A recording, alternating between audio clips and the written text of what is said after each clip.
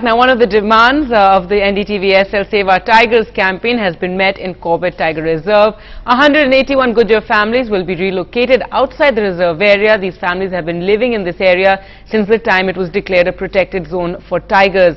On completion of 40 years of the reserve, the Uttarakhand government has approved land for the Gujjars and announced the package.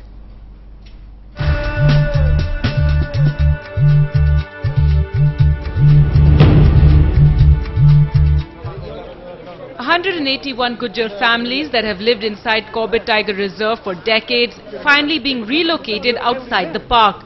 This was a major demand of the NDTV-SL Save Our Tigers campaign to reduce disturbance in the forest.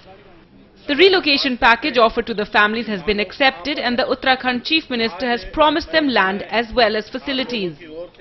जहाँ ये बसाए जाएंगे वहाँ पे बिजली, पानी, school, सड़क सारी व्यवस्था करी जाएगी, उसका प्लान बनेगा। For 22 years now, the relocation of the Gujjar families has been an issue. There were even court orders directing the relocation. There had also been incidents of tigers being poisoned by poachers, which invariably led to Gujjars being questioned and even harassed. Immediate problems, of course, to relocate the Gujjars, which is being done today.